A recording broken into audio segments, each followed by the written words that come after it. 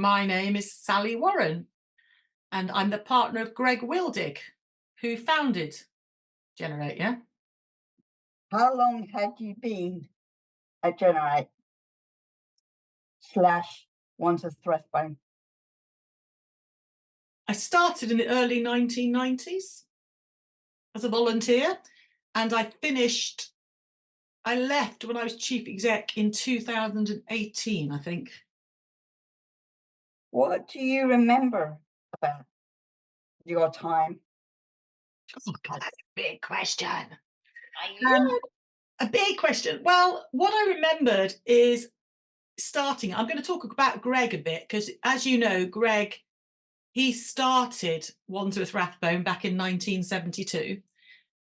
And when I came along, actually it was 85 when I got involved. It was about 1984, 85.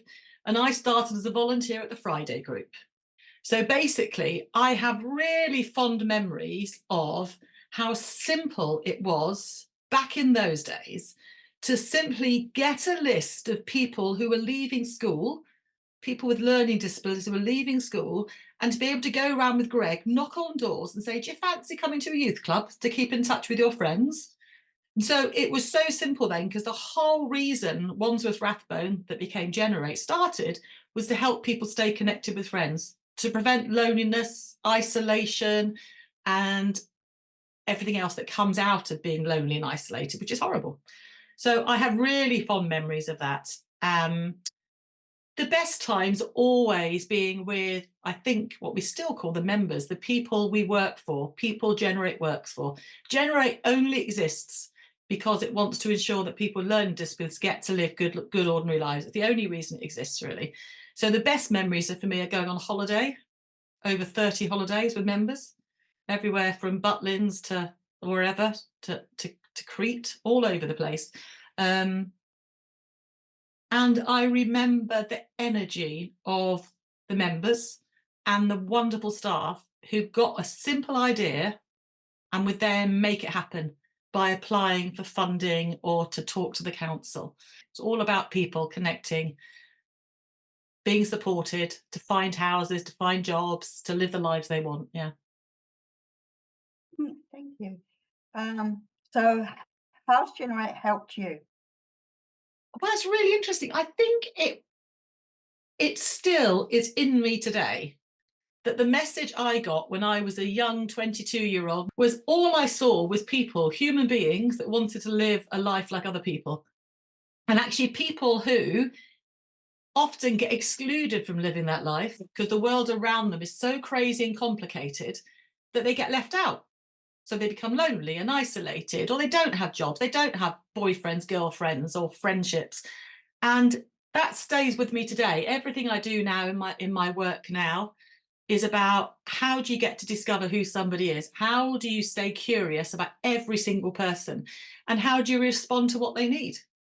So it had a big impact on me. Do you have any other stories or memories you want to talk about? I think I want to tell a Greg story. Do you know Greg died? He died in 2021 in September. And he always, right to the end of his life, and he died when he was 78, would talk about, I remember the day we started Wandsworth Rathbone. And Greg would always say, he didn't start Wandsworth Rathbone.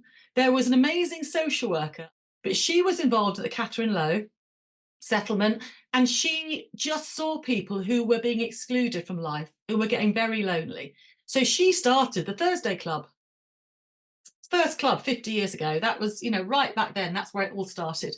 Greg joined the committee, and before he knew it, everyone else was gone from the committee and he was left.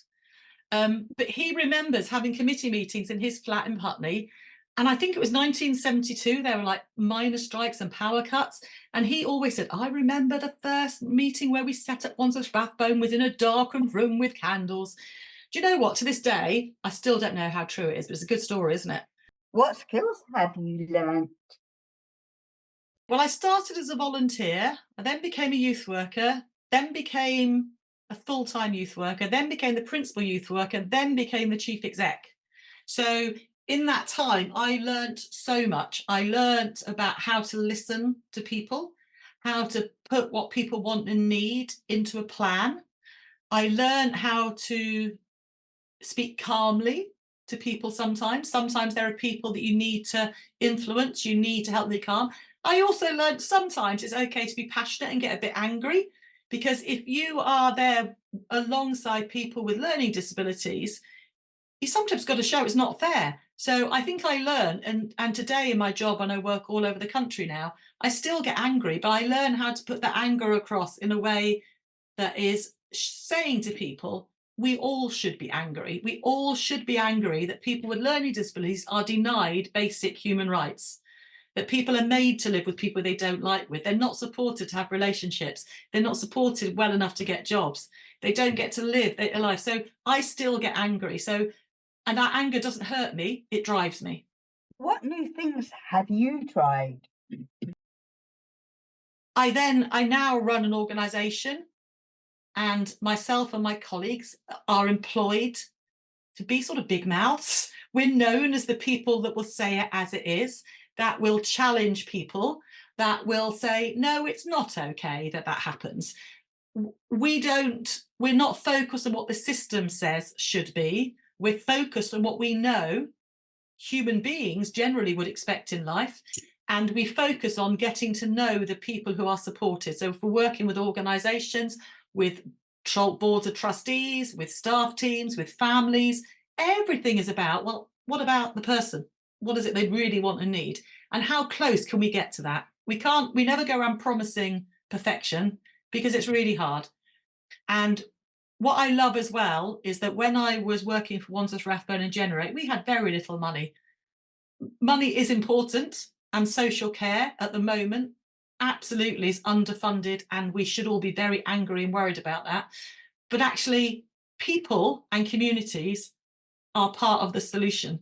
And if we look at the people around us all and the communities and find ways to connect, people can get more. And everything that drives me now, and I think when I was at Rathbone, I didn't realise it did, but what more is possible? What more can we do? What more is possible? With the resources, the people, the money we've got now, what more is possible? When you think about Generate or Wandsworth Rathbone, how does it make you feel? I get a lovely, gooey feeling full of lovely memories, and a real concern that lots of beautiful organisations that generate in 2024 and the last decade really are often overlooked. And it's hard these days with the funding from social care. You have to be so creative. But I'm hopeful for Future Generate, because the members, the families, the staff, the management, the board of trustees are all working together to try and ensure the best. And that's the best that anybody can do. What was your life like before you joined Generate? I know you were young, you didn't know. God, I'm 59. I was 22 when I discovered Generate and started with Rathbone and started going to the Friday Club. So I was young. I hadn't lived in London very long. I'd failed my degree. And that's the other thing, that being at Rathbone helped me get my master's later on as well. What would you like to do in the future? I am so lucky I get to do what I'm passionate about and what I love. So I want to carry on doing what I'm passionate about, being a bit of an irritating loudmouth alongside people with learning disabilities. And I also want to maybe have more time to walk the hills and swim in the sea. So it's about a balance. So it's getting that balance, but I can't imagine a day where I don't want to do what I love doing. Well, thank you very much for taking the time to let me interview you. Thank you. Thank you, Michelle.